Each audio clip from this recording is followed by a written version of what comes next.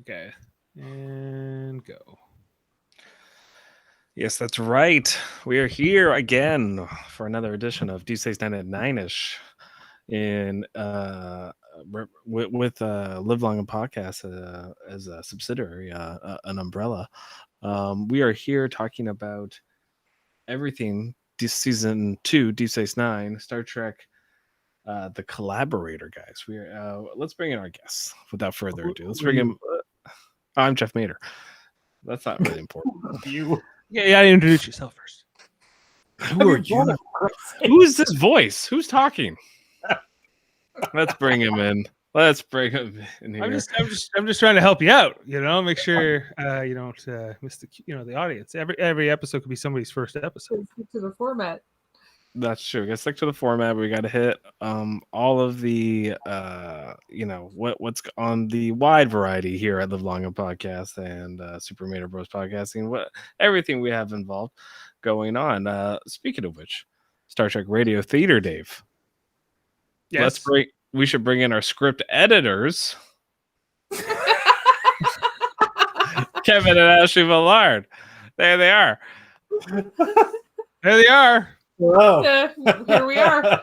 They're here to talk about D69 and 9ish. We are talking about everything Bajoran. We have one more guest though to bring into. He was on the mend. He possibly had the phage. We're not sure. But we're gonna bring him in now with fresh cuts. Jaemeel Robinson, how are you? I'm surviving. Not really doing well, as you can see from the haircut. What happened? Why the haircut? I caught the COVID. Yes. Oh, I caught the COVID. And in my delirious nature, I thought it was a good idea to have my sister cut my hair. Oh, I like it. Yeah. As This you is can what see, disease does. It makes you want a haircut. Yes, fatigue and poor judgment when it comes to You can't be bothered to wash your hair when you have COVID. You need a simple situation. You speak to this experience, or how are you doing now? And are you feeling better? How's the family? We're all dealing with different things. Fatigue is one thing that's consistent, and it's kind of crazy just how it hits you, because you'll get so involved, or you forget oh, everything's normal, and then you do something so simple and it just your energy just gets sucked out of you. It's just weird. For my mother, in her situation, she gets these coughing fits that just go on for 10 minutes, and then you're coughing for that period of time. You get dizzy and you're just tired. It's really weird. If people described it to me before, I would be like, oh yeah, it makes sense. But sorry, I also have to talk louder too. But dealing with it just felt totally different than what I was expecting. Do you think I almost went to the hospital? Almost. Almost. You didn't have to. But... Do you think Dr. Bashir's bedside manner would help you? How much time would he spend on me, rather than having other conversations with Garrick or Brian, or I don't think he always seems to be multitasking when he has other when he's dealing with not the main characters, unless right. I'm a main character, to which I think for my own personal safety, I need to get off the station. Right. I don't think I'm long for the station. Right, especially if you're joining here in season 2, episode, what is it, Dave? 24. 24. The Collaborator. There's 2 more to go. Jameel's like, is this the penultimate episode tonight? I said, no, this is the penultimate to the penultimate. Yeah, this is the tertiary ultimate. The Collaborator, Jeff. Yeah, the Collaborator. It starts with a softcore porn scene, as all Star Trek episodes should. You mean this? Yes, this. Kira seems to like him. He doesn't seem to care. That was the gist of how I felt about this scene. Right. Yeah. Any thoughts? First thoughts on the cold open, guys? I mean, it was okay. What's going on here is there's an election day coming up for the new Kai. Vedic Barile is like the shoe-in, but we're gonna find out throughout this episode that there's a game afoot with Kai Wynn or Vedic Wynn at this time. And what's going on? No, they're both on the station at the same time. Barile's banging Kira. Wynn is up to no good, so you know who's gonna win. Win. Win will win. Win will win. But really, as we were talking earlier before we came online here, but did you guys catch Kira's sexy side, having any resemblance to her mirror universe side? Dave, what say you? Well, I like Kira's never really been somebody I've had a crush on or sort of lusted for. She's always been sort of not that in terms of like all the other Star Trek characters, but they really push her hard here in this episode. Her and Barile, which is a relationship I just quite frankly can't get into. Never did, never could. They pushed this through many seasons of the show. I get he's a good enough actor, the guy who plays Barile, and whatever, but he's not doing much, I think, for this other than to be a foil to Kai Wynn, who becomes Kai Wynn in this episode. She finally we had kept correcting ourselves in the past. She's Vedic Wynn, right? She'll become Kai Wynn. She finally does. We see how she does it, and it's delicious. It's mwah. It's like so Right. good that they throw this in here, give her this amazing origin, this nefarious scheming side, and it's Brile exists simply to make her more interesting long term. Right. I agree with that. Jaemeel, like, what would you say about Vedic Barile? Do you think he is, do you think he served his purpose? Should this have been the end of Vedic Barile? Honestly, I kind of forgot what happens to him after. So I'm like, yeah, just kill him off. Let him die. Let him hang himself. Mhm. Right. And then I'm like, oh yeah, that's what happened with him. He is like a complete wet blanket. Like in the beginning, like you can see the more sensual side of Kira, but he is just like lacking in charisma and any type of like appeal at all. And I know I'm a guy, but like, bro, like your bedside manner is severely lacking. Like, jeez. He's plain white bread toasted. That's it. Yeah, he's milk Burnt toast. toast. He's having a lot of visions in this episode. Jeez. He keeps talking to the prophets, and they show him. Was it a metaphor for him just like going to the corner know. and just kind of rubbing one out? I got excited because I thought it was going to be going to the well. I thought it was going to be Cisco and the prophets, Like- and it never was. In this one? Well, I thought when it first started, I was like, "Oh, it's going to be the prophets and Cisco," and then there was no Cisco. Is he even in this episode at all? Yeah, he has a great scene with Vedic Wynn. Oh, that's right. Yes. I love it in the office where he goes up or she goes up. She's like, "What if we were like shown together?" He's like, "I can't do that. That would be showing me like taking sides and Bajoran stuff." And she's like, "Okay." But like this whole like the beginning of like this song and dance scenes that they'll go on to do, because in her previous portrayals, she's been more straight on villain and sort of in the old Star Trek, in the traditional Next Generation kind of model, she would have been sort of definitely not a recurring character. But in this kind of show, you can have a character like this who's like a nefarious schemer within this whole political landscape that they're creating in the show, which is I think they kind of soften her in this episode, though. She kind of plays politician a lot better. A lot more savvier, as opposed to being more outright villainous in this episode. So, like, she has plausible deniability in a lot of the things that she does. Yeah, and she plays that like I mean, her character reminds me a lot of Kevin Spacey's character in House of Cards. Like she's just like this, she's playing everybody like puppet master, but like she's also very obvious. Like it's obvious what she's doing, but she's still able to accomplish it. Kind of like what politicians are able to do in a lot of ways, you know.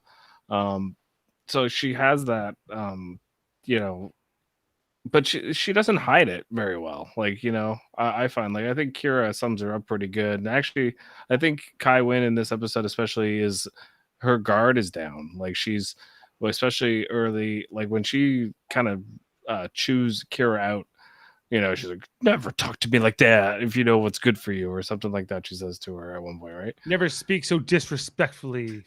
You would never speak so disrespectfully to me again. It's like to be fair, she has 4 aces up her sleeve this episode pretty early on. So, like, she's just waiting for everyone else to, like, put their chips in because she has the hand that's going to win the pot. So it's just making sure she doesn't do anything stupid. So why not be obvious? Don't overplay your hand, as they say. Yeah, and that's definitely part of her character. Like the Starfleet characters are barely in this episode. This is not even like this is the least Starfleet Star Trek episode I think up until this point, perhaps. Focused shortly on the Bajorans, Kira, and Sisko gets the most screen time, but it's all about his role as the emissary. And there's this whole thing about him. He's trying to get Bajor into the Federation, which is weird to me sometimes that that's his mission. Like his mission is to get Bajor to join the Federation. Shouldn't Bajor just want to join the Federation? Like it's almost like, do you want to join this group, or them sort of courting them to join has always been sort of an interesting prospect. I just recently watched Ensign Rowe, her episode in TNG, and seeing how the Bajoran refugees, how they felt about the Federation, like they would have seemed a lot farther apart. And I can understand why Sisko is being presented or being communicated to say, hey, you're there to kind of, seal the deal and get that signature. So, just, get her done, be as diplomatic as possible kind of deal. Right. So okay. I can see how far apart they are. I am interested to hear what the they have to say about. Yeah, they haven't said much yet. So. Yeah, Jeff, ask some questions. Kevin and Ashley, what do you think? I don't have a lot to say about this episode. I like Louise Fletcher as Kai Wynn. I mean, I know she's a detestable character, but I think she acts the shit out of it in every episode. I like the dialogue between her and Kira, the adversarialness of it. I like all the dialogue between her and Sisko and the dance that they do. But Bareil's just a huge wet blanket over the whole episode, and it makes me not want to watch it. Yeah, it's a very it's not a rewatchable episode of Deep Space Nine. It's not one you want to pop back in and go, ooh, yay. Even though, like you said, Wynn is so good, she's also like not enjoyable sometimes. Because she's just like, oh, you're such a bitch. But you're just like, but in a good way. I mean, she enlists that reaction, but you just feel it that she's so good at eliciting that. I feel like Wynn is like such a metaphor for Trump. I was like watching her tonight, and a lot of like these populist leaders, but it was just but like naked ambition. Yes. Yeah, but she stumbled into this whole thing and was like, oh, she found something that she could use to her advantage at the last minute. So she went with it because she didn't actually have anything to do with the stuff with Bareil and stuff. She just happened to stumble upon there's something that I can take him down with, and she used it to her advantage. So she was kind of looking for stuff. She went to Cisco first to see if she could pull some strings and use that. And when that didn't work out, this just fell into the lap. Which this dude's whole situation just never got brought up again after the Burrell investigation started. Well, we need to like. What about this whole thing about Kaiopaka? She's back in this episode in visions and other things, and we haven't seen her since she died and got left on the Ennis/Null Ennis situation. Right. She's in the Gamma Quadrant. She's in the Gamma Quadrant, but she, this whole conspiracy to protect her and her reputation. And what do we make of all that? Like, is it this great noble thing protecting her legacy? I think it's just all set up for Kai Wynn to destroy it. Yeah. I think why bother? She's gone. Why bother? And obviously it's the wrong choice. He's putting power in the hands of someone he knows is awful, instead of standing up and becoming Kai himself. He's making the wrong choice. He's not making the noble choice. He's making the stupid choice to protect somebody. He's protecting Kaiopaka over Bajor. Yeah. I have a question though. Do you feel, did it even come across to you sort of like, okay, like, she's like a conservative, I'm a liberal, but we've been elected here, and I had to not run anymore to protect this legacy, but I'm going to work with them. I'm going to work with the other side to sort of make the best of it, and that there's sort of like that sort of bipartisanship message that's sort of being. Yeah, but he knows pushed. Her true nature. This isn't like someone that he has slight political differences with. He knows what kind of person she is. He knows she tried to have him killed. Yeah. And he knows that. Yeah. Couldn't prove it though in court. But lets her take power anyway just because he has a secret.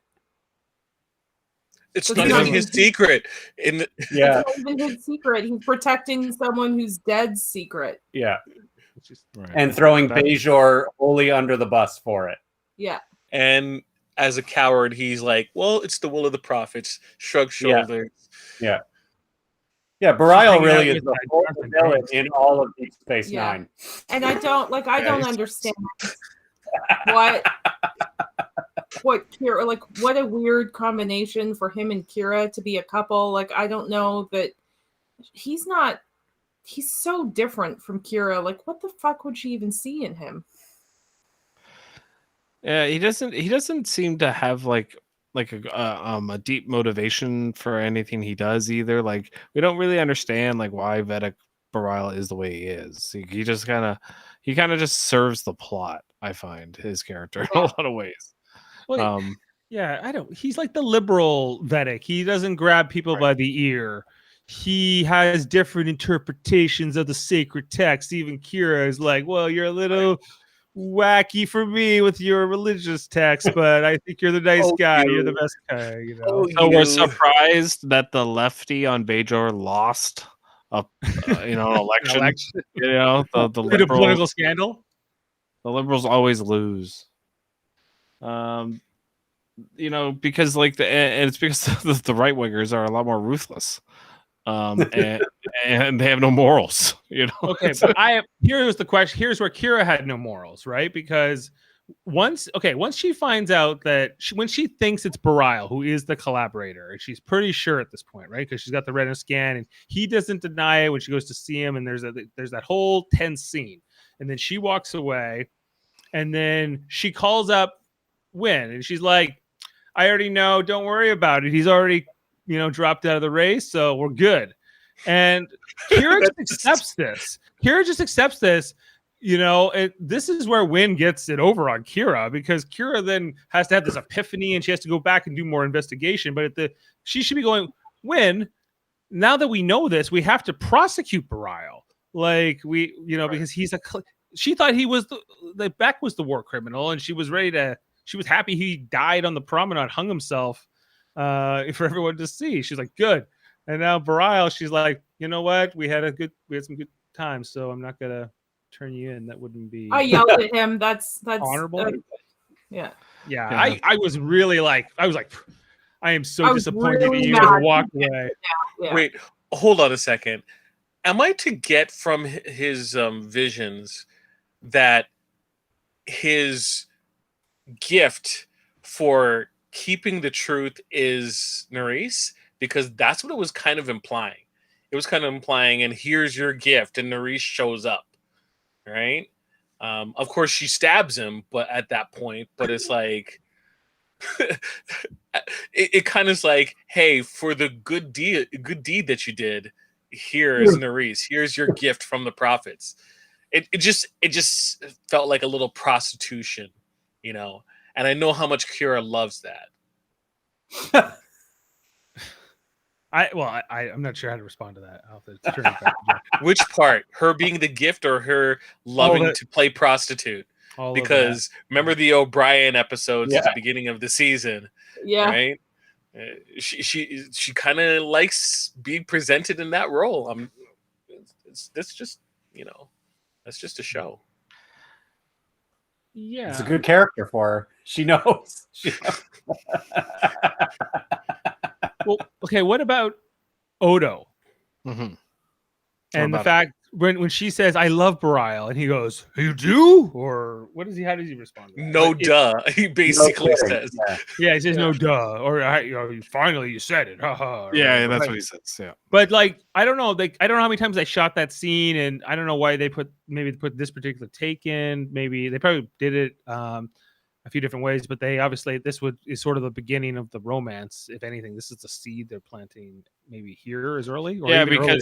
Because when she says like I love him, he kind of looks up quickly, and then he gives a whole diatribe about like you humanoid. Do you think you let your emotions get to you? He says something like that. So I do think you're right that this is the seed where because his head just like snaps up real quick, and I do think he had a glimmer of disappointment and then played that off. Yeah. But I do think Dave's right. I do think that they were kind of like they were trying to play with that, and seeing if it would work, and seeing if there was anything sort of left in the psyche that says I might want to write more about that later. Yeah. Why was Kira a point for this investigation? Shouldn't it be someone else? Isn't she a little bit too close to this whole situation? She always has these of interest. She always has these episodes, Jaemeel, where she's way too close to it, yet she's the one doing it. Yeah. Because she's the only Bajoran character, in the show. So no, it has to be her. She shouldn't investigate it. Like, no one's gonna die right now, so Odo should be doing this investigation. No, I agree. He is also like working for the Bajoran, so but like they don't like telling stories like that. They're like, nobody got shot on the promenade beside him, so he's not going to be able to figure it out. Yeah. This man's been shot. This man's oh my gosh. What about they go to Quark to hack the grid, Jeff? Right. And then they're like, Quark, this is important. We need you to do some shady stuff. We know you do shady stuff. So we need you to make sure you do. And then he's like, but he doesn't want them to watch. Yeah. Yeah. It's the only part of that scene I like is when he basically tells Odo to buzz off. Odo just walks over and tries to see what he's doing, like not even coy about it at all. Yeah. The Quark's like, I can't do it, so like we should go to O'Brien then. Why didn't they just go to O'Brien the first time? I don't know. I think Odo just likes messing with Quark. They're like, we got to get some like a couple lines in each character here. Like, you're Kira, you're gonna have to talk to Dax for like 2 seconds about your problems, but then we'll get O'Brien to help you with this part of the issue, and then Bashir had nothing to do. Bashir's not in this episode, is he? Bashir's gonna hit on you on your way to see O'Brien. And he's gonna go hit on Dax. Like, they just got back from the Mirror Universe, right? But did they, Dave? Was this episode made at the same time that they made the Mirror Universe? Was it in the same production order? We don't go by production order other than for original series. I don't know about this. Okay. If we okay. did, the first episode of the 5th season would actually be the last episode of the 4th season. And then the world is Does not black work is the white, same way, regardless.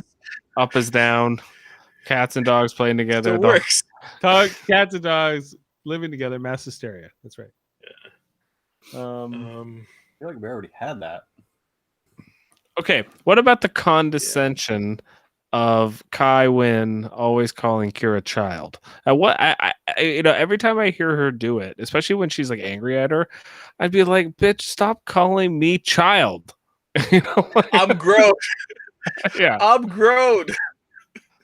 it is the most condescending way to talk to anybody. If you say like, "All right, Kevin, child, could you get me a glass of water?" Like, no matter what, there's no way it's not condescending if you if you're like child. It's like, It never bothers me. Ever. Just to me, it's like she's a nun. Like she's like, she's like my child, right? Like, or whatever. Does she only call Kira child, or does she call everyone child? No, she does that with not everyone, but she did that in that episode with the Jumja stick girl. That she calls her child. If you notice, one like that- Kira, Yeah, Kai Wynn doesn't spend a lot of time talking to anybody other than Cisco and Kira. Yeah. That's true. she's like, "O'Brien, I don't want nothing to do with you, Bashir, especially you." When does she ever talk? Who does she ever else talk to, speak to? Other than maybe Ducat way later on, and Yeah. Keiko. Keiko, and a little bit with Barile. I guess she talks to him a bit here and there, but And they're kind of equal. They're kind of equals. They're both Vedic, so they address each other's Vedic. She calls Cisco emissary. She calls Kira child. What about Jake? Does she interact with Jake? She never really interacts I with don't Jake. think so. No, yeah, I don't think so. She doesn't Another deal with episode- Bashir. None of these other characters talk to Kai Wynn. This is yet another episode with no Jake. Is Jake on the show anymore? Like, I mean, Jake's in Bashir territory right now. Like, Dad. Yeah. There's Yeah. orange juice. And the he's writing his replicator. exams. He's hooking up with his girlfriend right now. Right. Yeah, he's in I dated a comic Dabo girl, Dad. Yeah, I'm he's 15, what? she's 28. 21-year-old girlfriend. Of course, he's not on the episode. He's hiding. Okay, can we also talk about this whole concept of the collaborator, like this guy, this Cubis, and Right. what this is? This is obviously a metaphor for people who collaborated with, in Poland with with the Holocaust and in different times in Yeah. history. There's been many examples. Like Schindler's List, where they have to- And like sort of what role this type of person has in history, and the Bajorans have this whole thing called the Albanian Proclamation. Is that what it was? Something like that.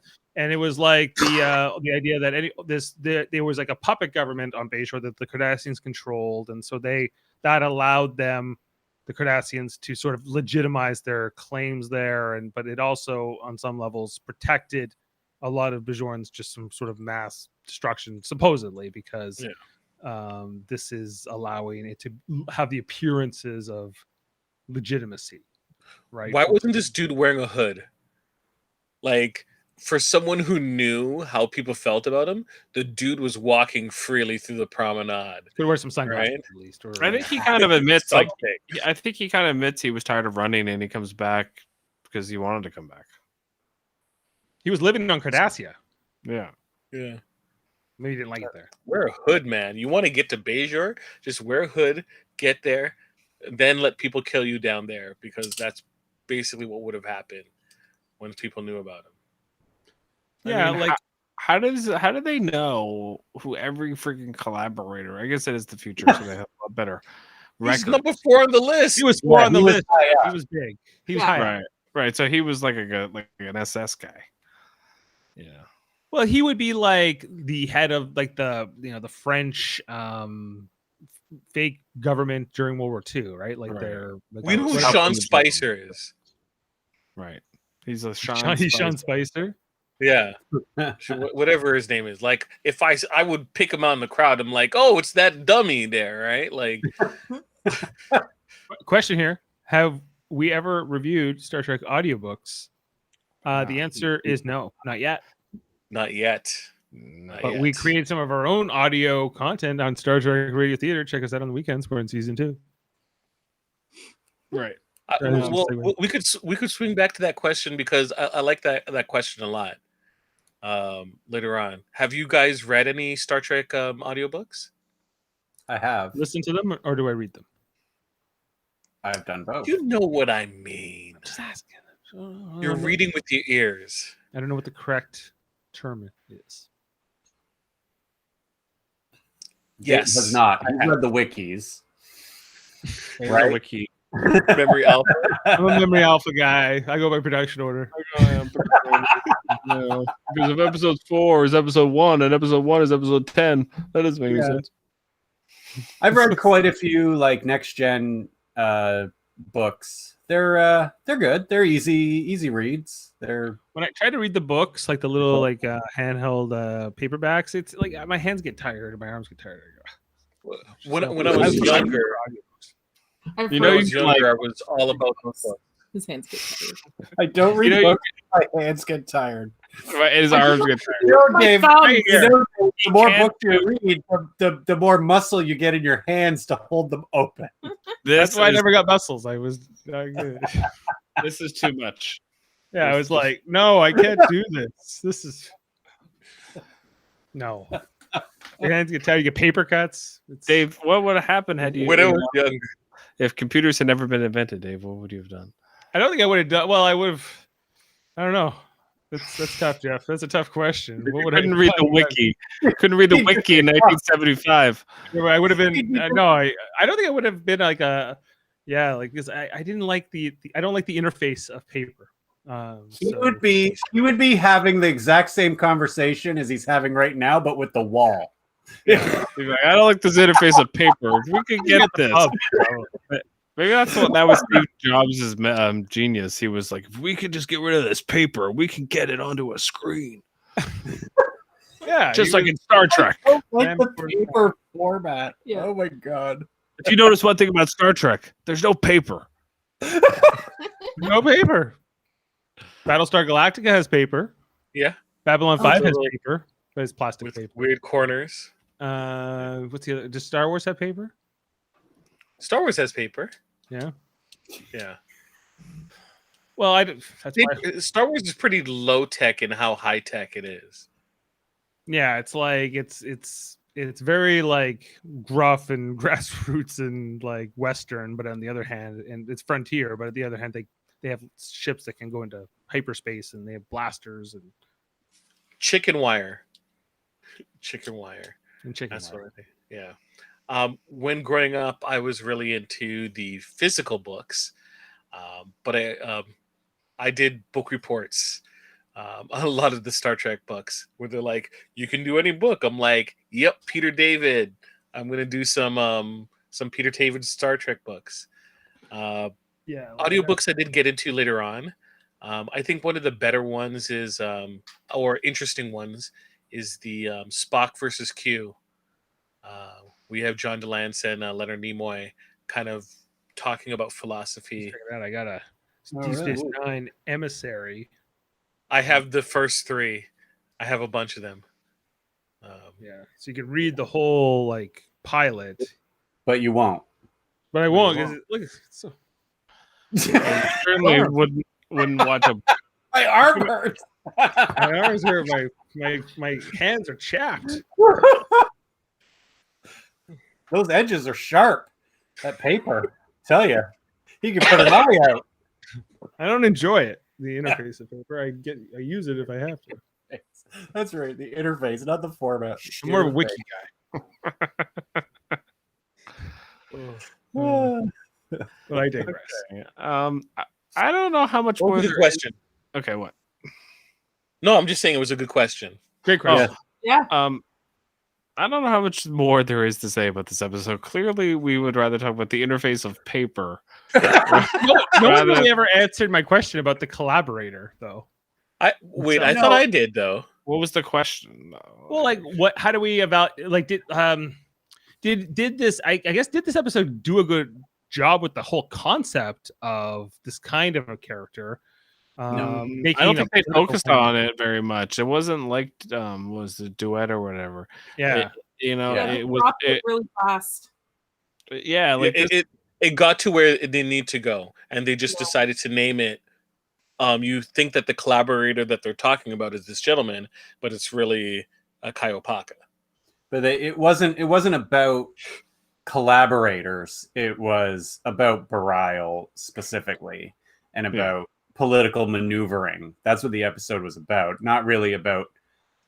It didn't really dive into the morality of collaboration, of the collaborator. You know what I mean? I'm trying so to. what is the reason? It's poorly named. What is Yeah. the reason Burial won't become Kai? I know it's because of Opaka, but why? it's these 'Cause visions. he's dumb. It's these visions. I think ultimately is what Because he's makes him make dumb. this That's- choice, and he's Yeah. dumb. Because of visions. Okay. Yeah, well maybe the visions were the prophets telling, maybe he isn't supposed to be the Kai. And maybe it is supposed to be Win because everything at the end of the series has to occur, and without Kai Win being the Kai, I don't think that happens. Yeah. No, this has to happen. And I guess Burial is supposed to be this nice guy that's that one of our main characters is in love with and is her main squeeze, and he says and does everything right. There's no reason to dislike him, and like technically speaking, other than maybe the result of sort of the net outcome of what happens here, that he sort of takes the fall, but that's only supposed to be make him even more noble and self-sacrificing. But aren't we looking at it from a results-oriented focus? Like, we know what ends up happening, so therefore we're willing to let it slide that he kind of like, well, it's the will of the prophets kind of excuse and just dusts himself off and walks away from that responsibility, right? But at the time, right, this knowing how Kai Win is, or sorry, Vedic Win is, this is a horrible maneuver. And it's not like she's listened to them before. So him going, well, she's going to need our help at the end is kind of dumb, I think. Yeah. Once again, hammering in the fact that he's stupid. Yep. Well, he is, and he doesn't deserve to be. He would make a terrible Kai. At that point, yeah. Like I don't know. Like I think that that Prylar Beck would have made a better Kai than this. At least he seemed to have some convictions. He'd be the Jimmy Carter of guys. He would try hard, but nobody would like him. He'd be the Jimmy Carter. He'd be a one-term Kai. No two-term. Kai Wins Now, Ronald Reagan of Kai. They said that everyone gets to vote for the Kai, right? Like it's a plan. He says he wants Kira's vote in their little romance scene at the beginning. So I got the impression it was just like those, like, I don't know, maybe like 20 Vedics that come out of that room. So there's not many Vedics. Like that's like a cardinal. Maybe they're the electoral college. like picking the Pope, Yeah. It's like picking the Pope, but if the whole planet voted on the Pope. Right. Cool. Pope the Rock. The Rock's the Pope now. Tom Brady's the Pope. The whole planet voted, it would be like BTS. No, it would be Blackpink. It'd be Blackpink. All 9 of them. I don't know how many are in Blackpink. Like 5 or 9, whatever. Okay, but the other reason. Okay, I wrote it down here in my notes. The reason he takes the fall for Opaka is because if they knew she sold out this Kendra Valley thing and her own son, that it would shatter the faith in the office of the Kai, and that is the result that he ultimately does this for. He protects Bajor. He's not the hero we need or deserve, but he's the hero, whatever it is. They say the thing that he says at the end of the Dark Knight, because it's very much like that. Like the Dark Vedic. He's the Dark Vedic, but he's the supposed to be this, almost savior-like character. And where's Cisco through all this? Cisco's very absent for most of this because he's not fully in his hemisphere. He's not involved. He said he's not getting involved in this whole situation. This is Bajor, and Federation should not be involved in their political. Well, yes. Cisco is mostly absent from these first 2 seasons. He's not one of the main characters in most of these episodes. No. Quark's like the star of the show. Yeah. Yeah. At this point. So Quark is Michael Burnham. No. Well, either like, I think Kira gets quite a bit of screen time in episodes. So she's Philippa Georgiou. Yeah, they don't because they don't have a ship and they don't have a bridge. They have this ops, but like they don't work as a crew. They will. We're gonna get in 2 episodes. We're gonna get the Jem'Hadar, which we did on Radio Theater some time ago, and Only 3 episodes away from the Defiant. And we're gonna get to the season 3 soon. We're on the cusp of season 3 where things are really gonna change. We're gonna get new comm badges. We're gonna get very important. The exciting things. God, I had no idea that they changed the comm badges. Of course, season 3 they changed the comm badges because the end of season 2 we're coinciding this with the end of the Next Generation as well. And like their 7th season, like all good things is about to occur at the same time that these next 2 episodes are happening. And so how can Deep Space Nine knows that they're going to have to take the television torch over now? Next Gen's going away. This is now Deep Space. These first 2 seasons are like almost a dry run for them. Like just sort of get on the runway and get some speed up before you actually try to take off on your own. Right. And they know Voyager's coming right behind it. So it's like they propelled to the future now with a brand new federation that they're a part of, and they get new uniforms and a new comm badge and a new ship. And a new ship. So it's like Discovery season 3. Yeah, like it's kind and they all get promoted at the end of the next season. No, very very poignant. You're spot on. It's kind of like it's. Discovery is following that Star Trek sort of curve, right? Why is Discovery keep coming up on Deep Space 9 and 9-ish? That's my question. It still comes up less than Babylon 5. Yes, that's true. It's a race. It's an ongoing race. Will we talk about Discovery or Babylon 5 more here? Take a drink, everyone. Take a drink. Did you pay like tribute to what's her name passing away from Babylon 5? No, well, no one asked me about it, but thank you, Jaemeel. Thank you for bringing it up because that's very Mira Furlan. I actually do have a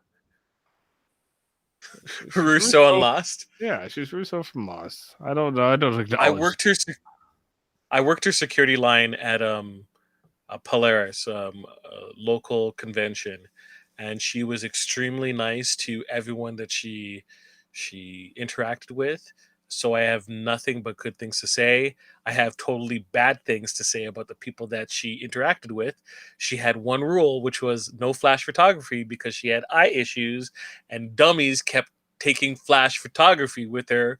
Like if you don't know how to use a camera, don't use a camera, dude. It's like pretty simple. Right. Yeah, we talked about her a little bit before she died. Yeah. I think Dave's frozen. Well, okay. That's sad, and we can't talk about Babylon 5 anymore. That kind of puts it into it. Jeff, even let me. Was like enough of this Babylon 5. I'm gonna freeze you. Yeah, B Live said we've had enough. Jeff, honestly, you're done with these Bajoran episodes. These like political Bajoran episodes. Are you done with them?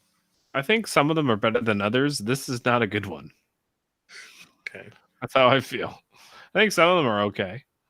I'm done with them all. I don't like them at all. Most of them suck. I already know your feelings about it. That's why I didn't even bother. This one was pretty hard to. I like the one where Cisco is going crazy and he's got to build the friggin' thing in the Hollow Suite or whatever. And it's all Bajoran related, but when he's got the obelisk. yeah, the obelisk. Yeah. Oh, I like yeah, that's a good one. Yeah, because but that's Cisco's like like not a Bajoran episode. that's Yeah. exactly why it's better. Yeah, like Kira. Every time Kira, like, and there were good episodes with Kira and Bajoran stuff, but anytime they go toward the religious stuff, I don't really like it. Yeah. That's a tightrope that I didn't feel that they ever really got a good balance with. No. I found that Battlestar in parts had a better grasp on it in parts.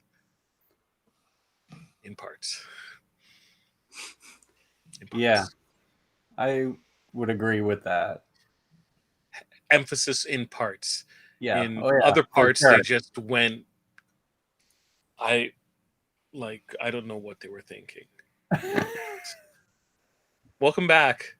Back. Okay, where was I? Was I talking about Mira Furlan, Delenn? Sorry, we've already No, moved on from no. this thing. Babylon Right now. 5 more times over. And we've moved on to Kai Wynn. Yes. We're anxious. I love at the end of the episode, she seemed anxious to talk to you, and she was just anxious to gloat. Tell Cisco that our meeting that we were going to schedule, we'll postpone it just a tad, just a little bit. Okay, I got a question though about the clothing, Jeff. Because okay, we see that she ends up in this new outfit, this new Kai outfit that we actually see Bareil wearing throughout the episode instead, which he looks so dopey in. I gotta say, like this is not. Which is probably right there why he didn't get the Kai job, because they're like, we can't have this guy wearing this. How big would the hat have to be to cover that big muzzle of hair? What's the difference between you and me? I'm not wearing a bathrobe.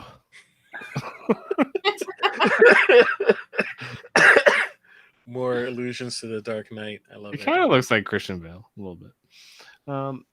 You can't get Christian Bale. You get low rent Christian Bale.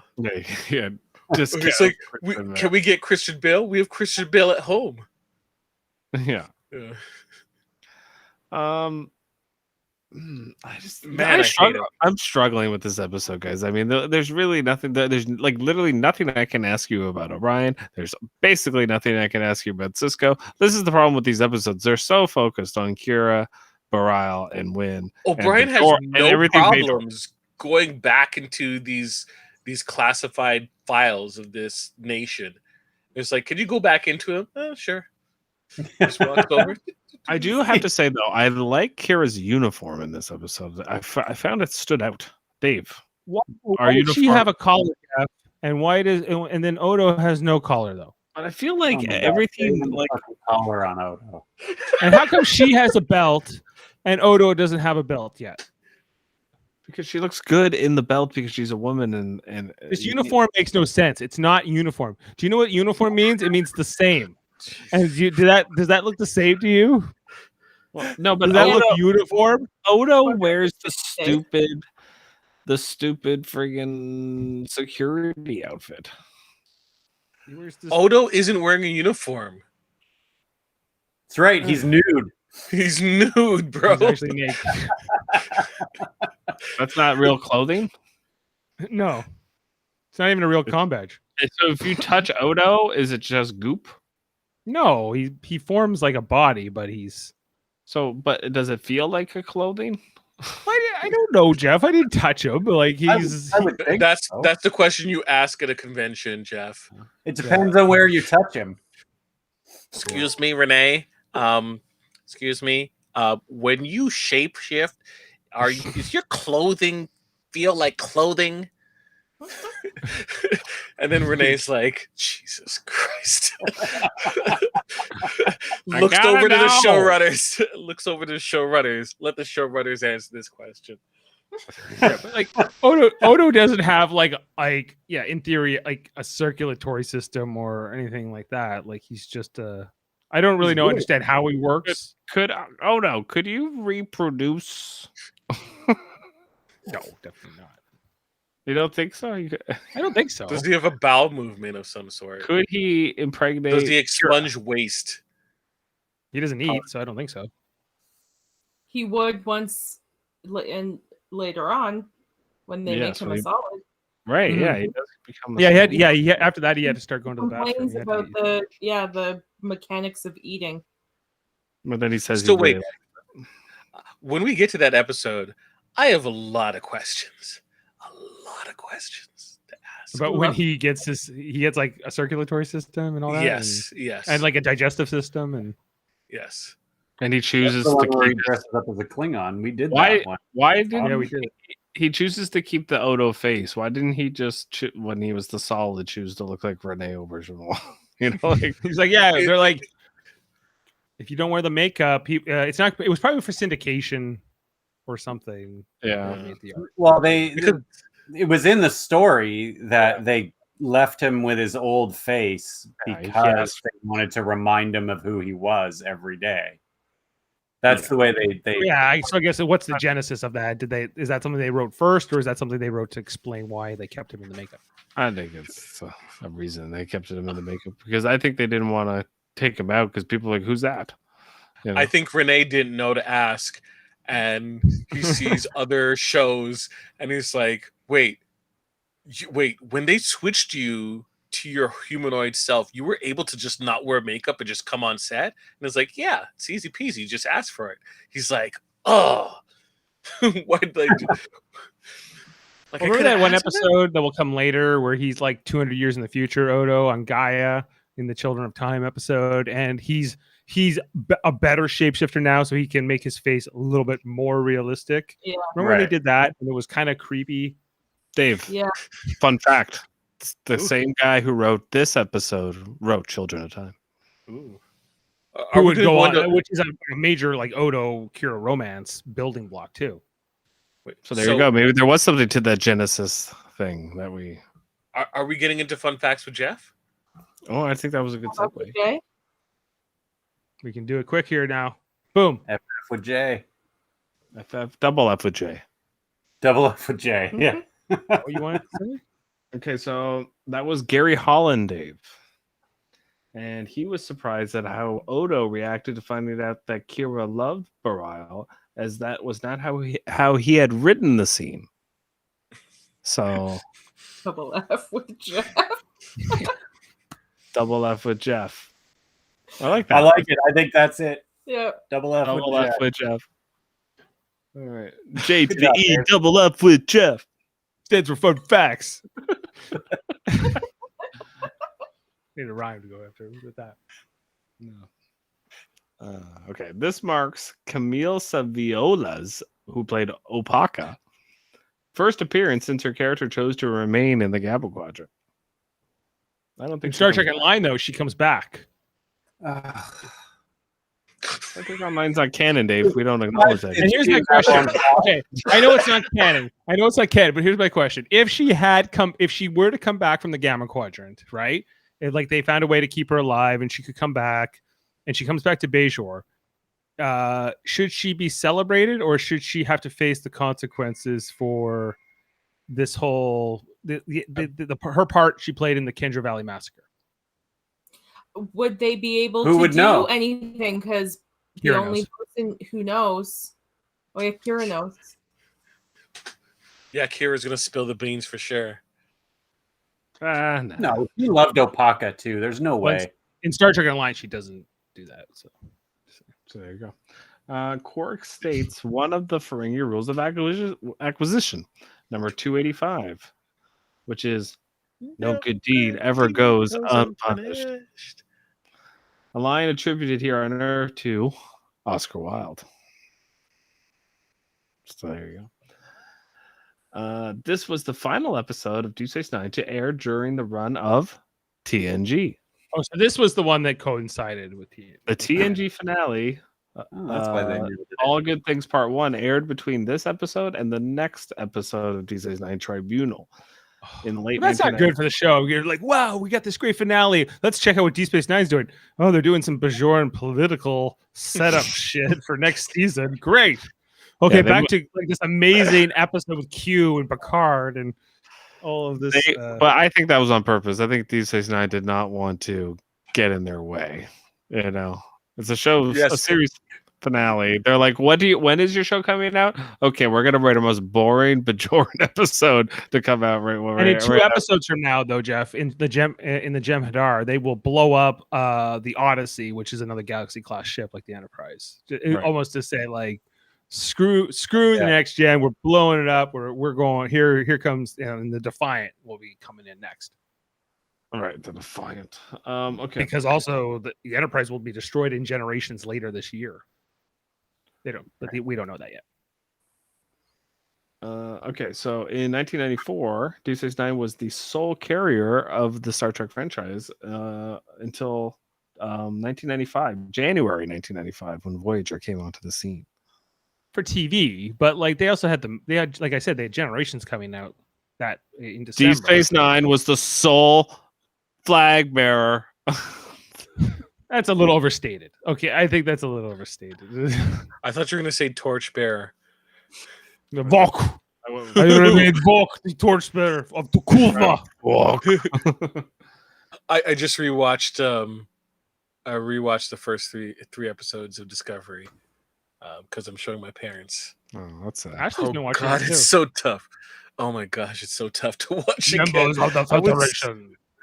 I was so forgiving of it, and I'm like, oh my gosh, this is so tough. It's rough. It's rough. This is the first episode in which the Bajoran occupational government is mentioned. It was previously implied that the Cardassians simply eliminated the Bajoran government altogether during the occupation. The Avian, is that how you say it? Avian Proclamation or whatever? Avian Proclamation, which sentenced all collaborators to exile, is also revealed.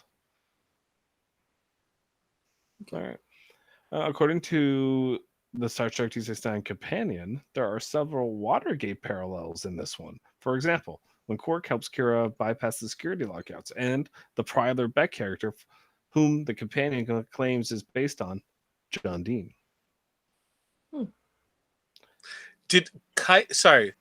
Quick side note. Did Kai Opaka take her role in the Delta Quadrant because she felt guilty and felt that she deserved to be exiled? She did kind of like, she didn't say that, but she was kind of like cool with it. So maybe her guilt was like, you know what, maybe this is what I deserve. In that first episode, doesn't she just basically say my time is over? Like it's time to pass this on kind of thing? Like, I think she's like, my work is here. I don't need to be there anymore. Something like that. Something like that. Okay, so the guy who played Prylar, Tom Villard, he died of AIDS at the age of 40, only 6 months after this episode aired. So there you go. That's sad. But there you go. It was a less fun fact. Well, I'm glad. Thanks for going there. Put that in the comments, even for later. Gary Holland's original idea involved an elderly male Bajoran who had been living on Cardassia for many years and who wanted to return home to Bajor. It is thought this Bajoran has some kind of dark secret, and Kira is assigned to find out what it is. At first, it seems the secret may be the man murdered Kira's father. It later transpires the actual murderer is in fact his daughter. Dun, dun, dun, and he is covering up for her. So this idea of sacrificing yourself to protect, these are just themes like they rewrote. They pretty much they wrote a lot of that crap for Kira. The visible tension between Wynn and the crew of DS9 is left over from Wynn's attempt to stop Keiko O'Brien teaching secular science. How dare she, to Bajoran good, faithful children. During a visit to the station, Wynn coerced a Bajoran engineer to try to kill Vedic Bareil, who opposed Wynn's way of thinking and threatened her popular support. However, as there was no evidence to prove her involvement, she was never indicted. You know, Right. Like, I just love when she goes in to meet with Cisco, though. And she's like, what would you call us? And he's like, enemies. yeah. It's so great. And then they're like, he's like, okay, I'll play like this game with you where we pretend to be friends, but we're actually enemies. Okay. Yeah, you get the sense that he's really enjoying it too. Like, Yeah, he's like, I'll play along. He's this way. Are we kind of making a deal like here? This is how we're gonna go. Yeah, he's like, I know you're used to talking to people you're a lot smarter than, but that's not really happening right now. So Yeah, he's like, I totally see you, but I totally know I have to work with you. Okay, so the name of Kaiopaka's son was never revealed in the episode, although he was called Faisal in the Terok Nor novel, Night of the Wolves. Was he Opaka Faisal? Yes, Opaka Faisal. Faisal Opaka. Yeah, No, Faisal Opaka's the Opaka. family name, so it would come first. Right. Yeah. When Odo confronts and arrests Secretary Kubus on the promenade, a Jem'Hadar can be seen limping through the crowd in the background. This is likely a ruse to appear feeble, as it is revealed in the season finale that the Jem'Hadar possess considerable information related to Deep Space Nine, implying that they have had operatives, on the station. Okay, we got no Bashir, no Jake Sisko. They weren't missed. Benjamin Sisko only appears in his discussion with Wynn. Mm-hmm. Otherwise, he was not bothering with anything that week. Right. Okay, and that's it. That's it for the fun facts. The double F with Jeff. See you on the flip side. Okay, let's get to the ratings. And come down here. such baiters. J to the E to the double F with Jeff. Okay, I don't know. We'll work on the song. All right, I'm gonna go first, I guess. I'm giving this like I can't go any higher than 6.8. Like that's about it. Like that's okay, Jeff. Oh, 5.1. Okay. Oh, Jaemeel. 5. Oh, you guys already had me blocked off for this week. Oh no, it's just copied from the last week. Sure. I'm also a 5. You're all too Thank high. 3. This is awful. 3? Yeah, I'm gonna amend mine. I want to make mine a 4.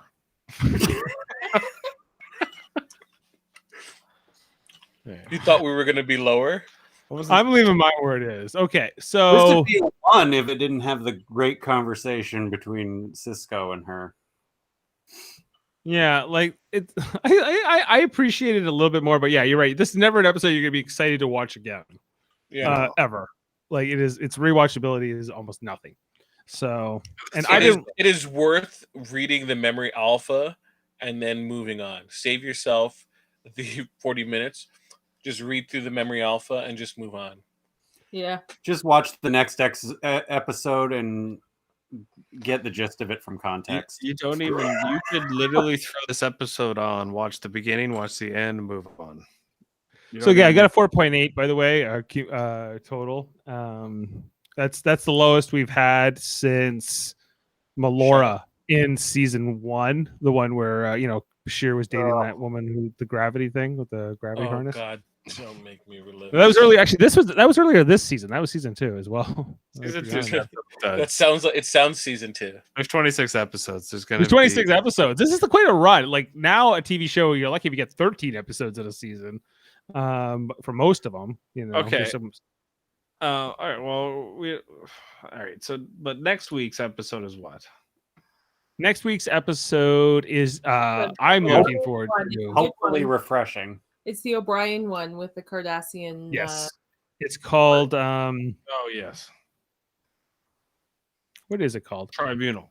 Tribunal. This is the one where he gets like and this is the beginning of the O'Brien must suffer Yes. Yeah.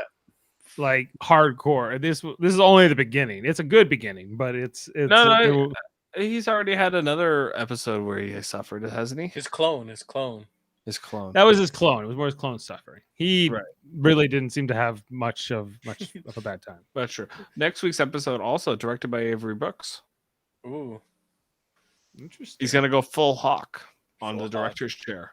I wonder if there was a Man named piano Hawk. and he was playing jazz. don't mess with that guy. He's a jazz musician. You never know what he's gonna do. He's You never crazy. know. You might play a little over here, might play a little over there. Yeah, he might go a little high, might go a little low. You don't know. Avery Brooks. Legend. Oh, what a legend. Yeah. So I like a lot of the O'Brien episodes, but so far, well, what we've watched so far, Dave, you can bring back those ratings. What have Going we rated? Yeah, what have we rated as the highest episode so far for season 2? Let me pull this back up.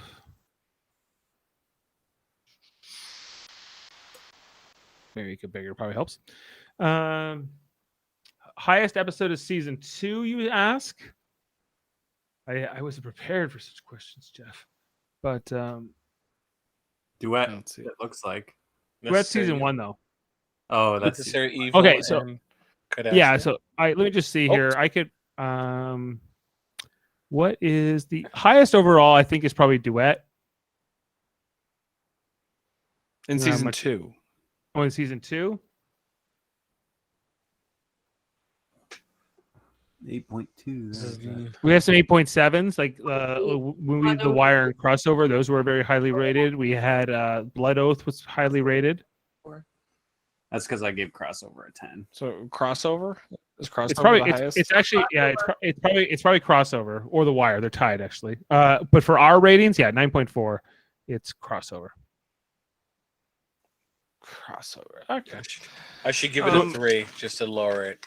Yeah, if you actually, Jaemeel, your scores for these weeks here need to be inputted. So I need to rewatch them. yeah, you have to let us know. But Rewatch them and then rewatch the amazing discussion of D Space Nine at 9ish, yes, so I can get the it's a full the experience feedback. when you watch the Maquis part 1 and part 2. Go, I'm going to sit there and listen to that when they broke it down and what they thought of it. Yes. This will inform my rating. You'll get some amazing insight. You'll get all the wiki knowledge you ever wanted. And all Question, that though, uniform talk. this could be the worst episode we have for a while. I think we're going to be in for some pretty good episodes. I haven't looked at all of the beginning of season 3 that we have coming up, but I'm remembering season 3 is beginning like a whole new beginning for the show, like we said, and most of that's going to be good. Yeah, the Defiant comes in pretty quick, so that's kind of when The I first guess right at our the beginning, we get the Dominion, we get like there's just a lot of stuff coming. no in. more runabouts. You know, well, they have runabouts, but There's the House of Quark episode. There's going to be No Red Lady. That's a great the episode. Tom Riker episodes coming up in season 3. There's quite a bit of more mirror universe stuff. The time travel stuff with with past tense. So season 3 is looking very exciting compared to season 2, which was kind of a roller coaster. But mostly it's been fun here on the end here. This episode maybe aside.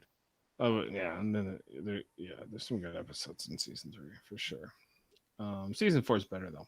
And that's what's exciting about these days. Now it keeps getting better, It's like a crescendo. sort of. If the crescendo is season 6.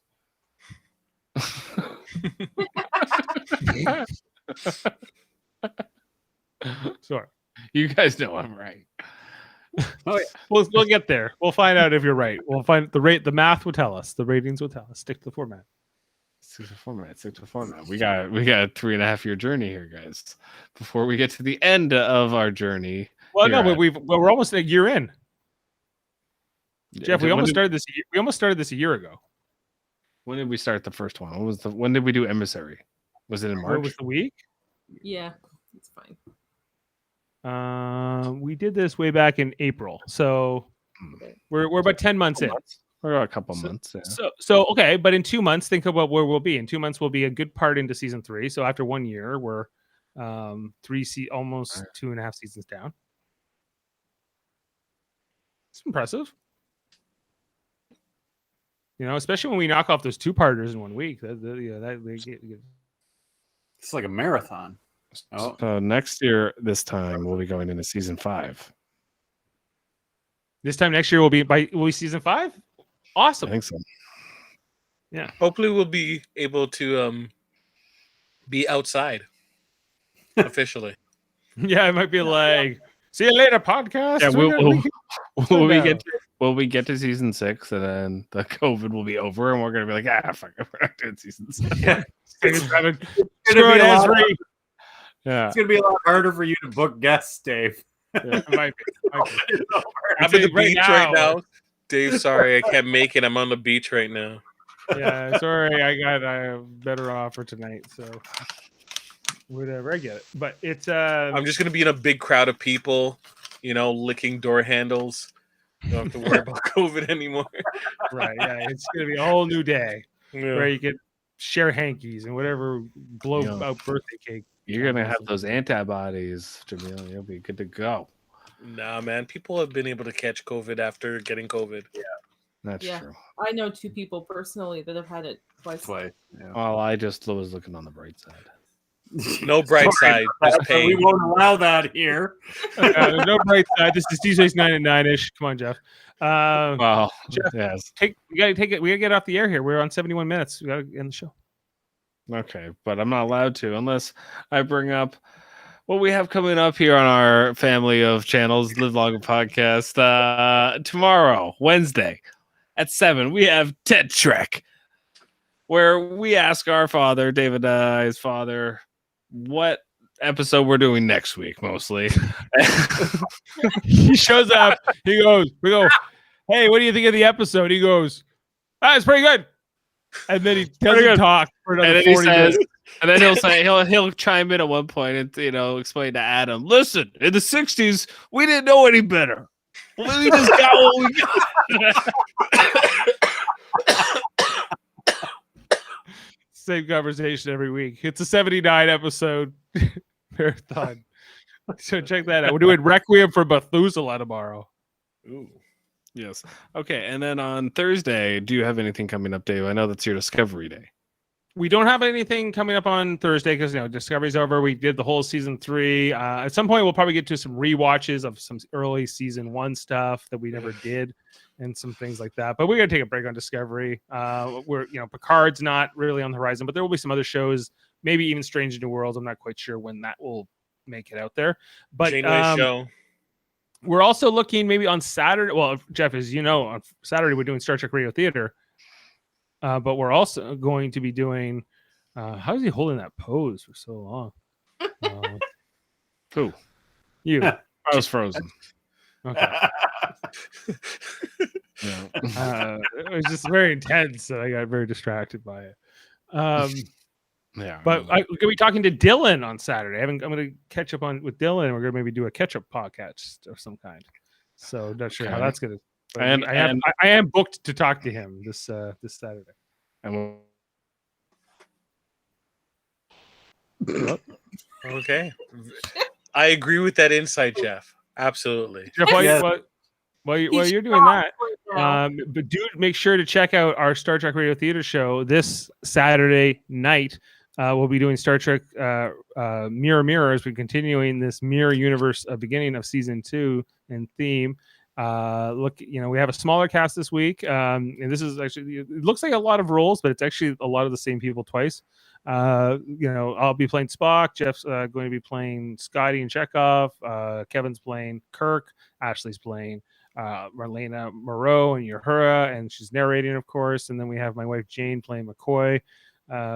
And we got Mott playing Sulu and Tharn and a few others from that classic original series episode. So check all that out, and our other channels. Where'd Jeff go? Oh, there's Jeff.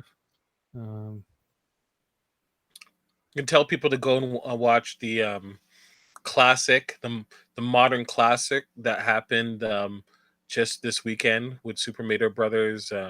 Sorry, with Trivial Debates.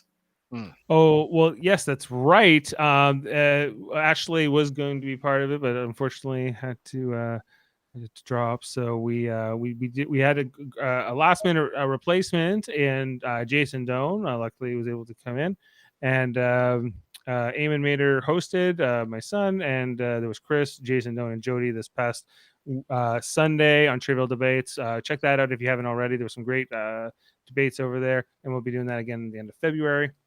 And we also have other channels, Super Mader Brothers Podcasting, which very soon we're luckily going to be coming back with Big Brother Canada, Jeff, maybe, right? Yeah, when's that coming back? March. Dang, should have applied. Jaemeel, are you going to be on it? Are you cast, or you couldn't tell us if you were? So it's Maybe. who's to say? No, actually, no. If he says maybe, and then I think if he would be in sequester, he'd be in sequester by now, maybe. But it's like COVID would have been a good excuse, huh? I think they should just throw them all in the house, give them all COVID, and then get over it. And then get over with.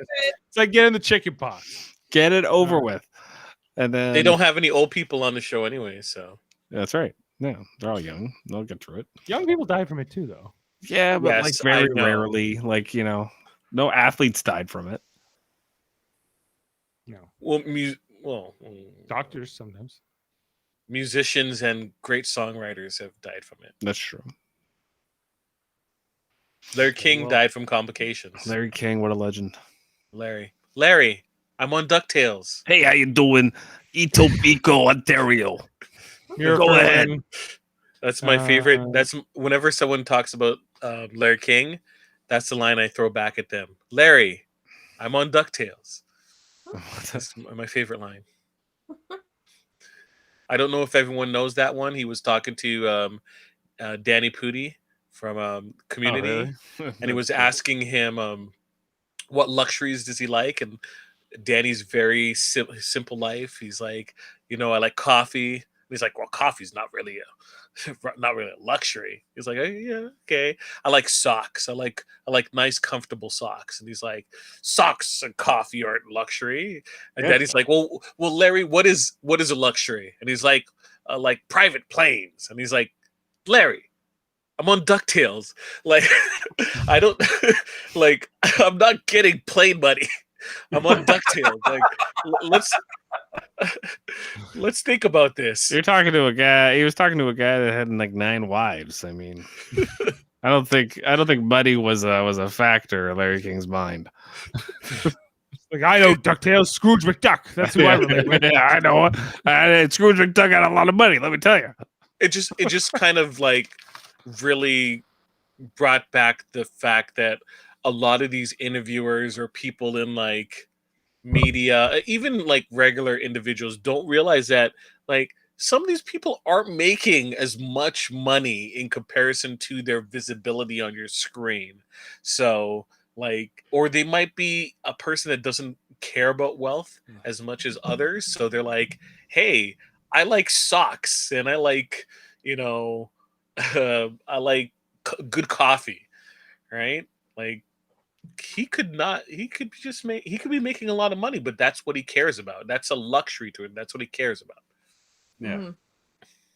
Like Dave would care about uniforms, and I care about uniforms, and Yeah. would noticing those subtleties. He would have like a steam press to make sure all of his museum of Star Trek uniforms are constantly pressed all the time. They're in tip-top shape. Was it Abed's like one of like his favorite meals in Community is just butter with noodles, which is like probably true of Danny Pudi too. I mean, but I also love butter and Put a little noodles. Parmesan cheese with Yeah, that, and then that's all you it got needs. a gourmet fucking meal. It's all it needs. You don't need the big sauce and sauce it all the noodles up. You just need a little butter, a little butter noodles, a little bit of cheese.